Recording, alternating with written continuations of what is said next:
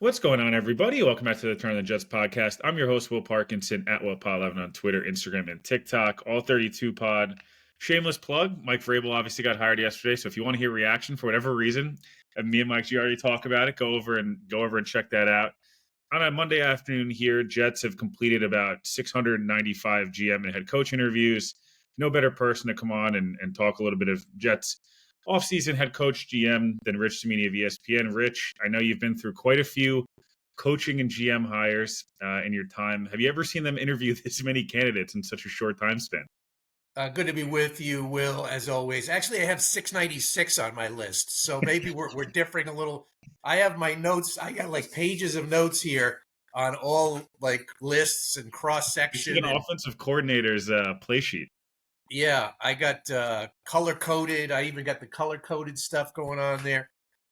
Yeah, I mean I think it's 15 external candidates on their head coaching list. It's 15 on their GM list. They've interviewed 13 GM candidates.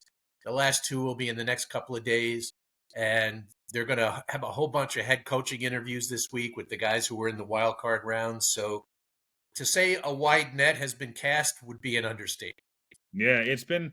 Look, I think there's been a list of some expected people. There's obviously been kind of some. There's always a couple left field names, no matter what process it is, and it's not. They're not. It's not just the Jets that do this. You heard Peter Schrager, I think, said the other or a couple of minutes ago, was like the Cowboys are going to have some out of the left field guys. The Bears have had rumors of different guys. The Jaguars, the Raiders, like everyone's certainly casting a net, but would you say, generally speaking, a lot of the names you expected the Jets to request on both sides, GM and head coach, have been requested? Is there anyone that surprised you one way or another they either did request or didn't? Well, I didn't have Mike Loxley on my bingo card, if that's what you're asking. I had him on a That one coach was getting so fired list, bizarre. potentially. I actually had a prominent agent call me and basically say, what the hell? Like, what the hell are they doing? Uh, I think that might have been a favor there. He's represented by Jimmy Sexton. Mike Tenenbaum and Jimmy Sexton are pretty close.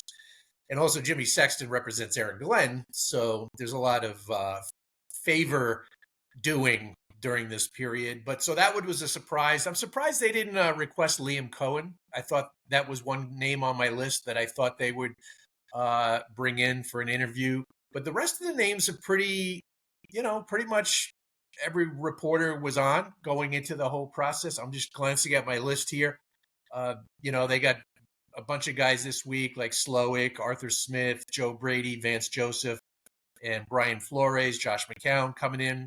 Josh McCown was a little bit of a surprise. I think with some of these interviews, that could be fact finding as well in terms of maybe potential coordinator positions. So you always have to keep that in mind. As for the size of it, I'm not surprised. I mean, look who's gathering the list. It's Mike Tannenbaum. His credo in life is leave no stone unturned. So I can't tell you how many times I heard that when he was the Jets GM. So given that, I'm not surprised by the volume of these candidates. Yeah, I was surprised by Cohen as well, especially with it feels like Mike Greenberg has been pushed everywhere and anywhere how he could be a good fit for this job. And obviously the connection with Tampa, and we'll talk a little Grigson and Flores here in a second. But you had gone into this thing, and you kind of had your initial list. I think maybe it was on the pod. I don't remember the exact date. It was near the end of the season. You mentioned Aaron Glenn and how this was a dream job for him, and obviously played for the Jets for a long time. Parcells guy through and through. Was a scout for the Jets. He seems to be, at least from what you hear, plus kind of just reading the tea leaves, is the favorite for the job. Now he's interviewed for all but the Patriots, obviously, which I know didn't really matter, but it was nice to see him say no to the Patriots. Yeah. I got to be honest. Seems like Saints and Jets are the main competition there. He's a Texas guy, so maybe the Cowboys job changes things. But where do you stand on we'll start with Aaron Glenn as a whole, his fit with this job? Does he make sense? I know a defensive coordinator, they can't do it again, but hit that fit. And then also, like, where do you think he stands in the process? He interviewed obviously last week. Yeah, I think you alluded to my podcast. I think it was like the last week of the year of the season. My predictions were Aaron Glenn and Mike Borgonzi as the two guys emerging from this. So I'll stick with those predictions. And Aaron, it's funny, just before we went on, Will, I was researching some of my old Newsday stories on Aaron Glenn when he was drafted in 1994. And one of the first stories I wrote about him was how he showed up the first day for minicamp, and he was given the locker right next to Ronnie Lott, who was one of his boyhood idols. So he got to learn for a season under Ronnie Lott. And obviously, he was a great player for the Jets. And I think he'd be a really good choice. Now, you can't get caught up in I don't think the experience, the lack of experience, offense versus defense. We could go back and forth forever on those, different categories, but he's a really good leader. He can be fiery. He can get into players. I was talking to Bill Parcells just recently, and we were talking about Aaron. Obviously, they're very close. They talk every week. He said, Aaron, the thing that Parcells likes in head coaches, which Aaron has, he's not afraid of confrontation. That could be with another player. That could be with another coach, whoever. And I think that's important. I think the Jets coaching staff for the last few years did not have that quality. They tried to be best friends with everybody, including the players, especially Jeff Ulbrich. And I think Aaron would bring a feistiness, a leadership quality. He was in a place where they just completely flipped the culture like we've never seen before in the NFL. And Detroit is like example A on how to flip a culture. Obviously, Dan Campbell was the driving force behind that, but Aaron was there for the entire way. I think he would be an outstanding choice for the Jets. Yeah, I think at this point, I think for me going in the offseason, it was Vrabel, Cohen, Glenn, Flores. And then it was always like the fifth guy was like, I had Jesse Minter, who ended up weirdly actually not getting any interview requests. I think maybe he might need another year. Aaron Glenn to me, again, feels like I think people are nervous sometimes with the defensive guys. Like, can they be an asshole, right? Like Saleh kind of put on the show on Hard Knocks, but it didn't really feel like that was his thing. I don't know. Yeah, that wasn't Sometimes his. it didn't feel fake for it. Doesn't feel fake for Aaron Glenn at all. No, I mean you've seen the clips. I mean he was on Hard Knocks too. So Yeah. Aaron can be a little feisty. He'll call out players. I was watching the Lions game. I think it was the game against Minnesota last week, where Branch committed a stupid penalty. You're talking about one of their best players. Brian Branch is outstanding, and they pulled him out of the game, and Aaron got after him a little bit. Like, when's the last time you saw a Jet coach? Like, Sauce Gardner made plenty of mistakes this year. How many penalties did he have? Or DJ Reed? They didn't get taken out of the game or yelled at or anything like that. So I think that level of accountability was missing. I think Aaron Glenn would bring that. Yeah, they strain really hard. That's and they're going to watch the tape.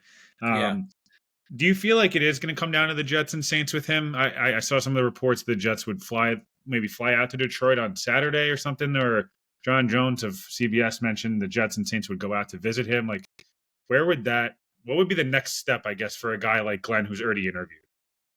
Well, they can't interview him, or it depends how far the Lions go, but they can't interview him again. They could do it in person next week if they lose this week. But if they win, they can't talk to him. I think it's I got all my notes. Maybe it's the 20th, right? I think after the 20th or something. It might be the 27th that they can do it. All right, the next it could be a while if they keep going. Yeah, so the league has done this on purpose to stretch out the process to help the coaches that go to the Super Bowl and not get penalized. So I'd be surprised. I mean, maybe the Jets flew out. I don't think they'd be able to. I don't know if it's like the rules are so annoying. Recruiting days. Could they have contact with him? I guess they could have contact with him, but they can't really have an interview until later on. So yeah, I think Aaron Glenn. I think Vrabel would have been the Jets' number one choice. I think Aaron Glenn is right there, and as I've mentioned before, even on my podcast, I mean, Aaron told me when were the Jets in the Senior Bowl? That was 2022 was Jermaine Sauce Gardner year. Yeah, so it was 22. Yeah, the Lions were the other staff. Yeah, I was talking to Aaron there at the Senior Bowl. The Lions were doing it, and he told me that he's always dreamed about coaching the Jets. Now that was 3 years ago. But I do know for a fact that he's told some people in his inner circle that he still feels very strongly about the Jets. No, look, I think some of the stuff with Rex that was endearing. Obviously, doesn't seem like Rex had a particularly great interview. not having a staff plan is probably not the best way to interview. But regardless, I don't want to talk about Rex. I just meant I think the fans that did want Rex back because the Jets are in a bad place, and I think someone wanting you made Jets fans kind of pulling your heartstrings a little bit. Aaron Glenn potentially wanting the Jets, and this full circle moment of being a Parcells guy. He was there when they turned it around in 97, 98. Would be a kind of a cool, 30-year or 25-year kind of full circle moment. I know for you, it'd probably be pretty weird. Hey, I covered you, and now as a coach 20 plus years later. Yeah. Just make me feel older than I really am. But It makes me feel better. I was born in 1994, so oh, great, no, thanks, Will. no. I wanted to hit on Mike Borgonzi there. You mentioned, and then I want to transition to a couple of other candidates. To me, was the guy. When I put together my list, probably back in about November, when it kind of was pretty clear what we were going to be, going into. Borgonzi was a name that I had top of the list. I transparently didn't think he would take the interview. I didn't realize there was going to be such a small amount of openings, and he's been very selective. He's turned interviews down over the last couple of years, and obviously, they're a dynasty right now. It's hard but you do want to capitalize while the iron's hot. Northeast guy. Were you A, surprised he took the interview, and B, where do you think his chances, lie here? It seems like it's gone. He did the in person, and then it's been quiet on him, which sometimes is a good sign, sometimes isn't. Well, he interviewed with Tennessee too, but that situation's a little weird there. Like a And number 2 job. yeah, so and also some of the other candidates have stronger connections to Brinker, who's there. I think the guy from Green Bay Yeah. might have a connection there. So I don't even know if he'd be the favorite there. I don't know if he would take the Jet job.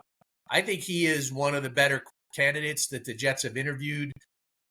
He's been in the Chiefs organization for about 16 years. He's moved up the ranks. He's played the game. He was an all Ivy League fullback at Brown, if that counts for anything. Actually, much like Saleh, and I know Jet fans will cringe at this, he didn't even get into football right away. He worked in the financial world for a few years, selling mutual funds out of Boston, and then decided he wanted to get back into football. And since then, he hit it. He met Scott Pioli. That's the connection. And Pioli hired him as a low-level guy in Kansas City, worked himself up. And so he's a football guy. He's been around a lot of winning. There's a lot to like about Borgonzi. I certainly think he's one of the most qualified, if not the most qualified guy that they've interviewed. I think Mike Greenberg has a chance, for a lot of the same reasons. Very similar career path, although he never played. He's like mini Tannenbaum. He's like Tannenbaum Jr. He's a lawyer. He grew up a Jet fan, and but I think there's some momentum for him in the process. Some support for him as well. I want to address the Ryan Grigson because now there's I was going to say that was the big one. Yeah. So, and I fell into this trap as well. So, we're getting a lot of information. Some of it's true. Some you have to sift through the garbage, and he's had a very active. People around him are promoting him a lot and contacting reporters, and so I think sometimes we jump to conclusions based on that contact. In my own opinion, I want to stress that I do not think he would be a good hire for the Jets. He does not have a good drafting record. I mean, he ran Andrew Luck into premature retirement by not being able to build an offensive line around him. Now, he did have a good record in Indianapolis. They won a lot of games. They made the playoffs 3 times with a generational quarterback prospect in Andrew Luck, who he picked. So he gets that credit on his resume. But, I mean, you or I could have picked Andrew Luck, and the rest of his drafting in Indianapolis was suspect at best. And the last couple of drafts in Minnesota, and he does have a lot of say in those Vikings drafts, have not been good. So I would be surprised if the Jets hired Grigson. I think he's trying to align himself with Brian Flores, who I think has a shot at the head coaching job. But I do not believe Grigson would be the best hire for the Jets, and I'd be surprised if they went in that direction. Yeah, I wanted to kind of just mention this as well. I think we do a lot of anybody, like it's very you look for connections, especially in the process, especially with the way the rules are. You look for connections of GMs who could get a job. I'll say this for Grigson. I think going back and looking at, hey, 2012, they won 11 games, and 3 years before that, they were in the Super Bowl. They lost the Jets in 2010. Peyton gets hurt, so they have a horrible 2011, and they walk into like, you know, the roster with all this cap space, and they do all these different things, and like you trade a first round pick for Trent Richardson, and then that's not even like the worst stuff. So to me, I think a few things that would be frustrating is one, you're one of the only few jobs on the market, and as much as people will be selective, they do have the advantage of like supply and demand. Like these, guys work 20, 30, 40 years for this, and Mhm. it is gets to a point where the Jets are in a good spot, and it just would be very disappointing to, I'd heard that he had a big part in Ed Ingram, the Vikings second round pick in 2022. That was like his guy, and that pick's been a disaster. I just would be very apprehensive if that's the choice for the Jets. Yeah, there are better candidates. I think Barganzi and Greenberg would be better hires. I mean, if you want to hire a GM who's done it before, Thomas Dimitroff would Yeah. probably be a better hire. I would rather have him. I'm looking down the list now. They still have Brian Gain to interview, and they still have John Eric Sullivan, who are both interesting. Brian Yep. has been a GM before. I know that he would love to go to the Jets. He grew up in New York. He went to Yeah, he Don worked with the Bosco. Jets, right? What? He worked with the Jets for a couple years, if I'm He not was a mistaken. scout under Parcells. He was a practice squad player back in '96. I don't think he ever made the roster, but he was a practice squad guy. I remember him in the locker room. I remember talking to him back then because he was a local guy. He's kind of rehabbed his image with the Bills, and he's their assistant. He's the number 2 guy there now. Bills obviously a lot of success in recent years. I think Brian Gain would be a good hire. The interesting guy is Alec Hallaby from Yeah. Philadelphia. Now, I heard Tannenbaum likes him, and Mike's going to have some influence in this decision. He's the analytics candidate. He's like Howie Roseman light. Uh, so the Eagles have produced a lot of good front office people. Of course, Jet fans don't have to go back too far to remember Joe Douglas didn't work out for the Jets, but Hallaby would bring a different approach to it, a heavy data-driven approach. He's a Harvard grad, and I don't know. I do think he's in the mix, but I don't know if that would be the best choice for the Jets. Yeah, he looks very much like Andrew Garfield, who played Spider-Man He for like does. He he does does. He looks actually. like a Yeah. little bit of a. It'd be funny. The one you mentioned, Brian Flores. There, I think Flores is a guy who, him and McCown would be a pretty exciting pairing if that's what ended up happening. You would think, um, the Flores that was able to get a lot out of really a little bit in Miami, and it didn't end great, obviously, but you would assume being around Tomlin, Kevin O'Connell, kind of taking a step back, the stuff with the league. I'm sure the league would like Brian Flores to get a job very similar to John Gruden. I think they would enjoy those lawsuits being over. Mhm. I want to ask you this about Flores. He has connections, very light connections to Borgonzi too. At Boston College, and Borgonzi worked there for a little bit. I believe Borgonzi. Someone had mentioned to me he had interned there under Pioli when Flores his first year. I don't know He how did. much they Yeah. really touch. Yeah. Sometimes you're not really sure how much they connect. They're connected. Is Flores essentially just tied to Ryan Grigson, because that would be a No, mistake on his part, I would assume. no, I don't think so. I mean, just because they're on the same team. And there was a picture posted the other day of them talking to each other at practice with our Vikings reporter, Kevin Seifert, caught that. They're playing, Empire State of Mind, in the background, and made for a good tweet. But I don't think they're like totally connected. I think Grigson more so would like to align himself with Flores. But Flores is he's he didn't make the playoffs with Miami. He had a shot at the end of the one year, and they went up, much like the Jets did in 2015. He went up to Buffalo, and he got his doors blown off in that last game of the year. And the concern with him is, he went through 3 different offensive coordinators there. Tua, he obviously did not have a great relationship with Tua because Tua blasted him, in recent months about that whole relationship. So, but he is a local guy. He's a Brooklyn guy. Went to Poly Prep, came up through the Patriot ranks, so he has that background in terms of scouting. I think he's a legitimate candidate, Will. I really do. I think the Jets like him, and they'll interview him in the coming days here, the next couple of days, and so I could see a Flores Borgonzi for sure. Yeah, I can. Yeah, I Yeah, wanted to ask you. I mentioned McCown there. We Connor Rodgers, Joe Capros have added this around. And I actually, the more you sit on it, the more the idea kind of that McCown is an appealing. Let's take a shot as him as a head coach. Obviously, we all remember I talked about this. He was going to get that Texans job before Brian Flores sued the league. The Texans pivoted to David Culley and then Lovie Smith and so on. And this is 4 years ago when McCown had literally no coaching experience other than high school. He's obviously grown quite a bit. It would be a huge jump. Everyone's kind of connected him as an offensive coordinator candidate for the Jets. Do you see an outside chance that Josh gets in a room with Mike and Woody and Chris and Jaime and the gang and Rick Spielman and the gang and just dominates it? And it's like he just has that it to him. He kind of seems like the guy I don't know. I feel like he's one of those names he's the one wild card where it's like, could he get in a room and just McVay, O'Connell it and just dominate? Is that just a step too far? Because the Jets are never a year early. They're always either a year late or the wrong trend. yeah. Interesting. I mean, no one. I mean, Josh is a great guy. I mean, really good guy, and I think that's a big jump for him. It'd be a huge jump. Yeah, I mean, and yes, he could dominate the interview because he's got that kind of personality.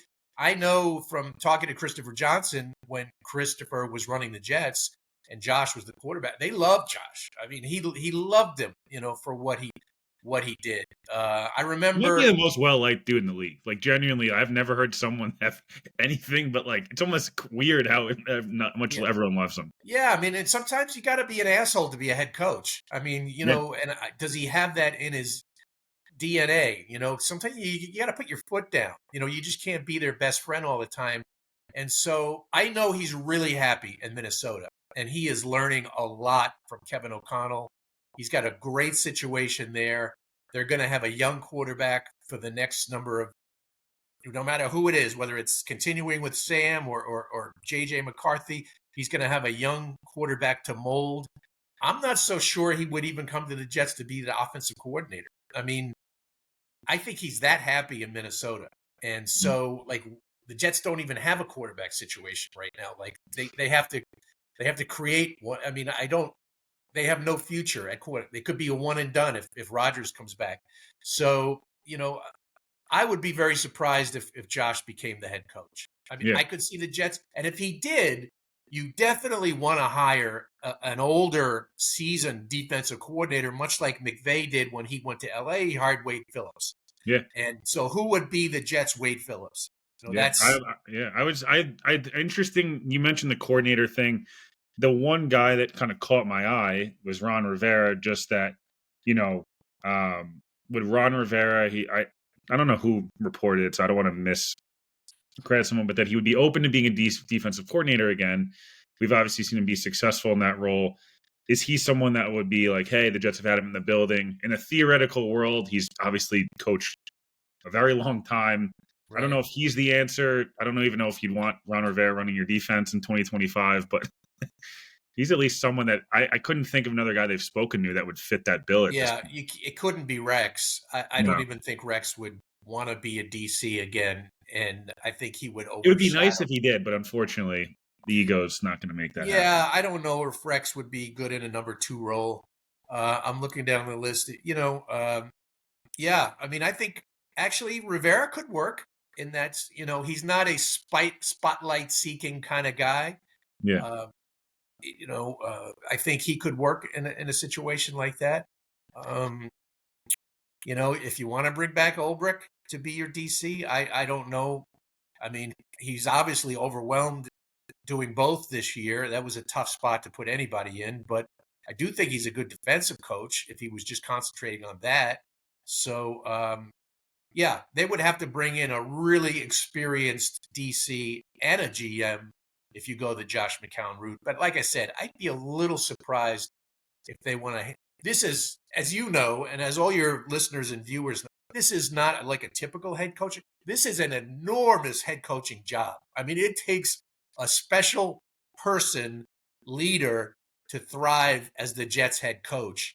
And man, that would be asking a lot of a guy like Josh McCown. Yeah. It's an interesting, at least. I think it's a creative idea. I like to see the Jets get creative here, but I also think when you have a guy like a Glenn or a Flores and these guys kind of staring you right in the face that would have interest, I almost feel like don't don't mess it up in that sense. Like don't get cute.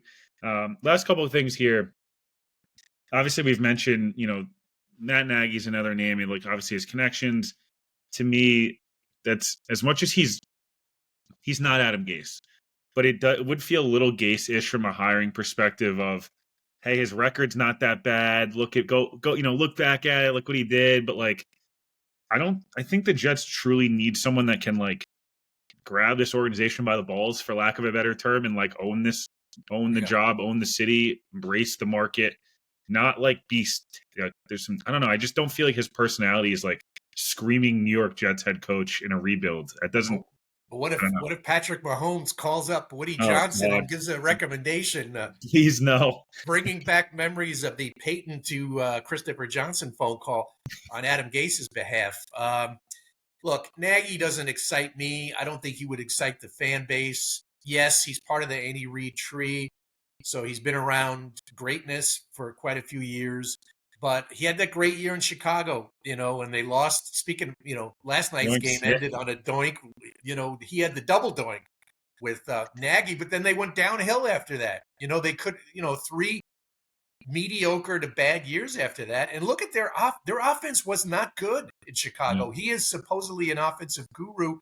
That was a team that was kind of driven by their defense. He had Mitch Trubisky in the playoffs the first year. Okay, big props for him for doing that. But then Trubisky fizzled, never developed. He went through Andy Dalton. He went through Foles, right? Foles. And then they drafted Justin Fields. Fields. Yeah. He got a year of Fields. Obviously, didn't work. So Matt Nagy, I know his name's been out there, and sometimes it's just like, what are we doing, guys? I mean, I'd rather go with a fresh face, an inexperienced guy who's got a little oomph to him, like an Aaron Glenn, or rather than a retread like Matt Nagy. Yeah, I want to ask you one more thing on Glenn. I forgot to mention obviously we talk about Flores and McCown being a bit of a partnership or people assuming the connection there. What would Aaron Glenn's do you have any indication of some names he potentially could be connected to offensively? I had his was a little bit more challenging than like a Flores who's been a head coach and you could kind of just, who went through offensive coordinators like I've never seen. But Glenn was a little bit more difficult. The Lions staff, is it a Mark Brunell? I mean, that'd be kind of an interesting one. It's the offensive line guy, their offensive line coach, who's like the run game coordinator. I saw interviewed in Seattle. Do you have any indication what that may look like, or just some names? I honestly, transparently struggle a little bit to find. Yeah, I've been digging on that. I haven't been able to come up with anything. I thought of Brunell as well. He's been the quarterback's coach for 3 or 4 years Yeah, there. So I they have mean, all players. It's Randall L, Aaron Glenn, Brunell. They have a yeah, lot of. JT Barrett's another one who I know didn't really make it in the NFL, went right into coaching. It's like Campbell's just been like, hey, did you play in the league and do you have a good fiery personality? Come coach for me. yeah, that would be the big question with Aaron Glenn when they sat down with him. I hope that like, what's your plan? What's your vision for the offense? Who's your offensive coordinator candidates? And what do you want to do with Aaron Rodgers? I mean, those are the questions you want to hear from a defensive-minded coach. And I suspect, knowing Glenn, that he would try to build it in the way that Detroit has built it, with a really strong offensive line and, more of a, that two running back system, like a ground and pound mentality. But of course, they're not really ground. They can be ground and pound, but they Yeah. can also be, wide open and explosive. That's the beauty of that offense. And so I think he'd do a great job with the Jet defense, but I don't honestly know who he would bring along. I know who Rex would bring along. He would bring along his son, Seth Ryan, now the assistant receivers coach. Zero Detroit. nepotism in that. Yeah, but I don't think that's going to happen. But yeah, that would be a really interesting one, because I think staffing is really important to the Jets, like going into this process. I don't think they want to get caught in a situation like a few years ago where they had a rookie head coach and a rookie offensive coordinator and a rookie quarterback. That was just a really tough situation. Yeah, I wanted to ask you just one or two things quickly before obviously going into the off season here. We're a ways away from free agency in the draft, but any kind of, I guess it's going to be hard to tell from a free agency perspective, internal guys they would bring back. I think we always kind of debate back and forth. To me, at least, and correct me if I'm wrong, feels like DJ Reed is good as gone. I would be utterly shocked when they extended Michael Carter. I think that dream of bringing DJ Reed back. Conklin and Moses are the two guys I would say that were starters this year that you would look at and say, like, depending on the money and GM, you could see them coming back because there's not really an option behind them. Is there anybody else that's potentially set to walk? I think, I don't know, Jamie and Mosley. Sherwood. Yeah, Sherwood is the other one. That's the big name, I guess. I've kind of struggled to find like somebody else that would be even really. Well, I think they have 30 unrestricted free agents or Yeah, some obscene number like that, and only about $28 million in cap room. So they're going to have to be creative. I think if it were up to the current regime, Jamie and Sherwood would be the number one priority on bringing guys back.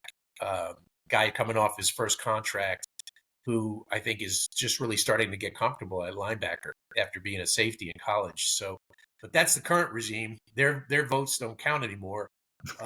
I think DJ Reed is still a really good player, but I agree with you. The price for him is going to be a little higher than the Jets can afford. They're going to have to be cost conscious this offseason. Now, granted, if they cut Devontae Adams, which I think ultimately will happen, they're going to get $30 million in cap room right there, yeah, just to get him off their books. They will get stuck with about an $8 million hit with him because they renegotiated his deal after the trade.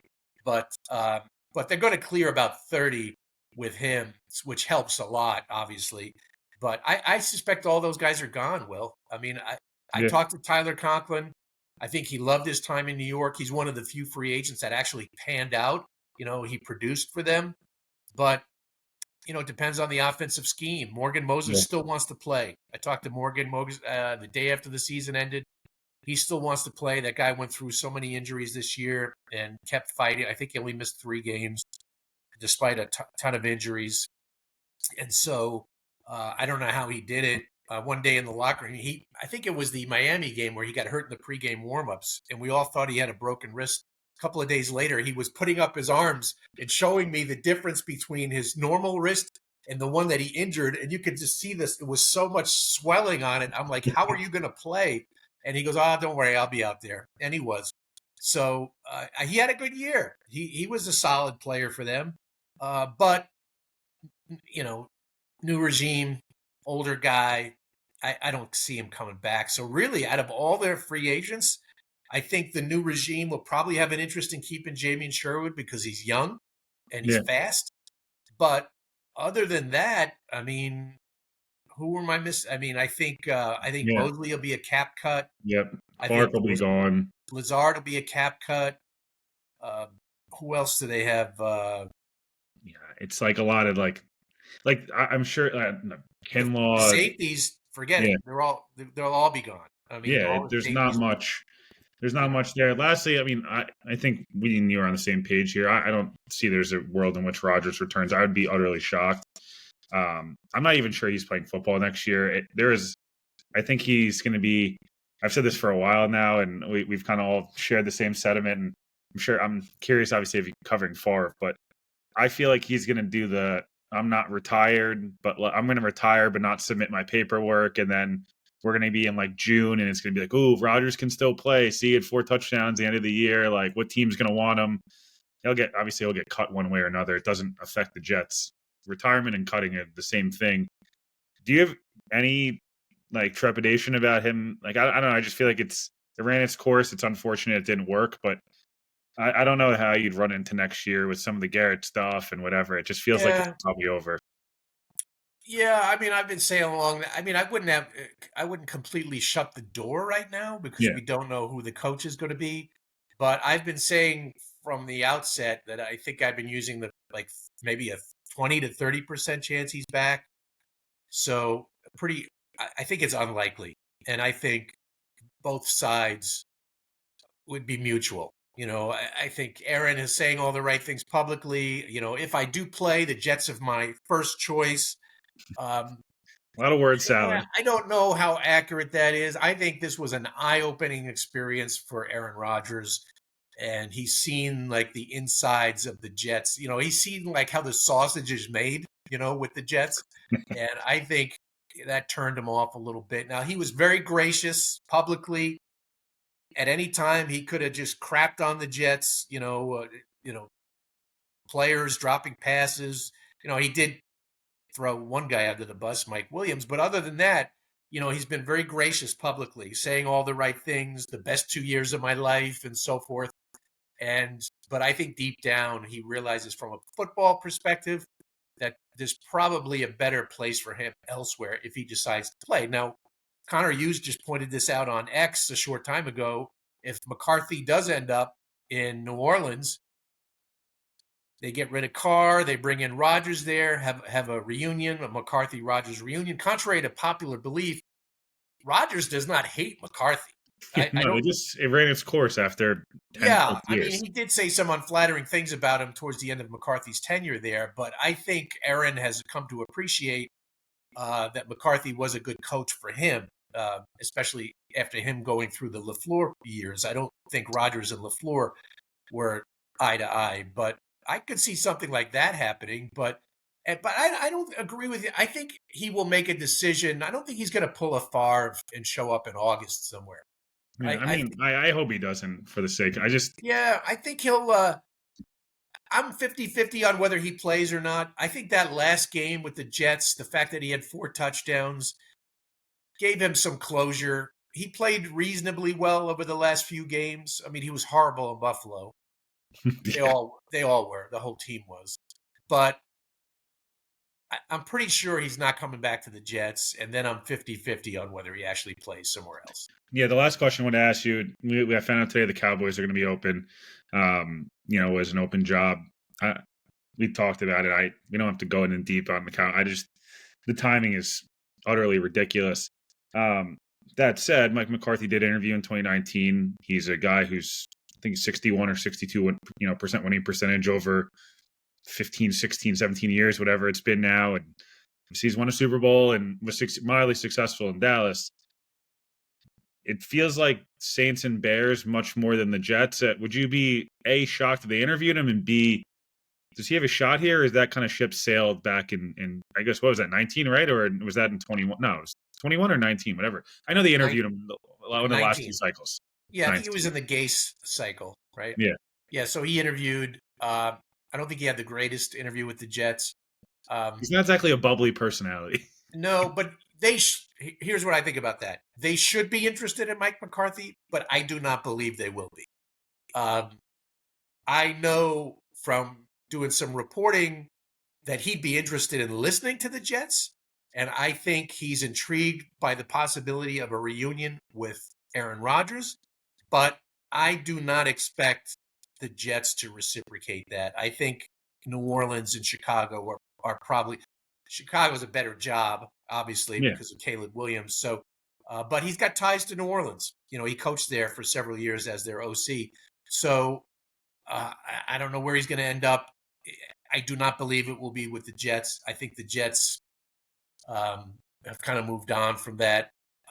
And so I do not expect running it back with Rodgers and McCarthy with the Jets. Yeah, no, it makes a ton of sense. Obviously, appreciate hopping on, and obviously we'll do this again once they kind of settle down here. Like I said, and I know you mentioned it too. I think we're in the final stretches of GM. I think coach is going to be a little longer than that based on the rules. So, Which again, so yeah, give me your prediction. Well, I want to yeah. hear your So coach and I'm GM gonna. prediction.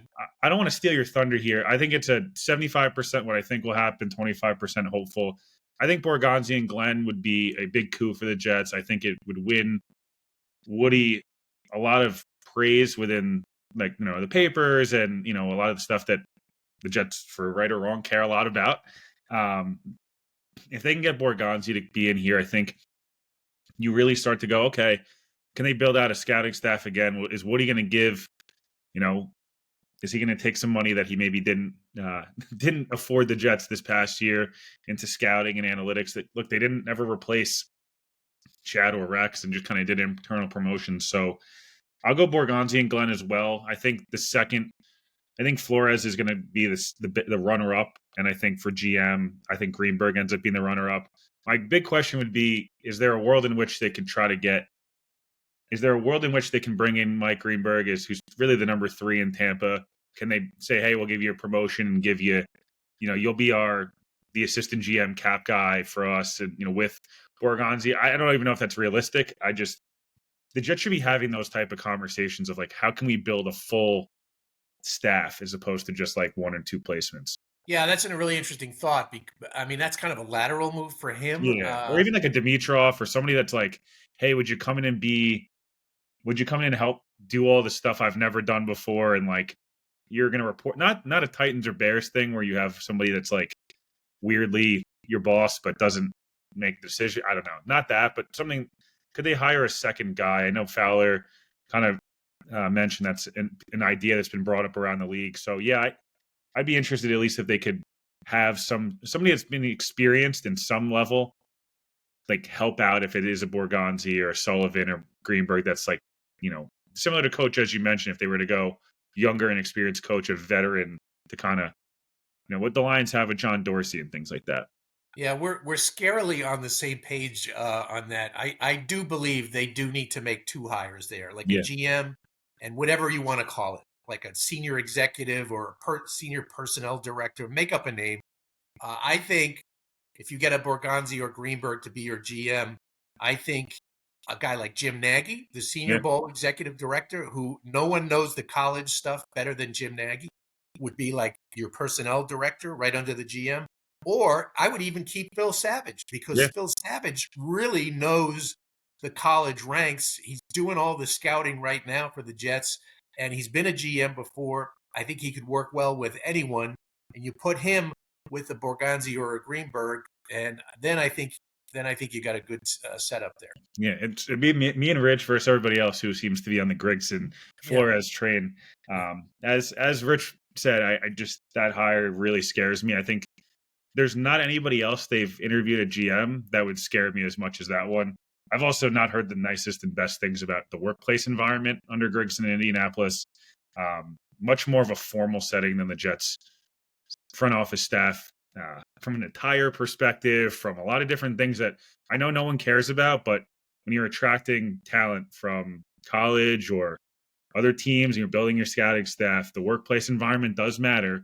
it does. And if that's not well regarded, that's we already know the Well, stuff with the Jets. That'd be a big red flag to me. well, that's been out in the open. I mean, when Yeah, he was fired, I mean, there were a lot of reports of people in the Colts organization who just didn't like him, felt he rubbed a lot of people the wrong way. I mean, most famously, Pat McAfee at the time tweeted something we don't negative you about don't want Grigson. beef with Pat at this point. Yeah, so back then he was just a no-name punter, but it's something to be watched. I mean, for sure. I mean, GM is, I mean, interpersonal skills, are wildly important. I mean, you have to galvanize an entire building. You're not just watching film and Yeah, drafting players. The GM job is massive. Like you cover all the departments, like the training staff, the rehab, the nutrition. I mean, all that stuff comes under your umbrella. So it's not just going on the road at the Senior Bowl and scouting players. The GM job is big, and there's a lot of nuts and bolts to it and dealing with different people. And if you don't have a good people person in there, then you got some problems. appreciate you obviously hopping on as always, Rich. Obviously, I'll be back on the feed later this week. Make sure you guys check Rich's stuff out and are following him. I know you've been working hard here, and like I said, hopefully we're kind of in the finish line here, at least close to it with GM, and we'll have some exciting stuff to talk about. Appreciate it as always, Rich, and enjoy the rest of your week. And at least you don't have to go back and forth to Florham Park from Long Island every day right now. Yeah, so I'm just working in the home office here. And this is the Cimini War Room, but always a Hey, pleasure to be with you, Will. It's great talking Jets with you, and we'll catch up down the road.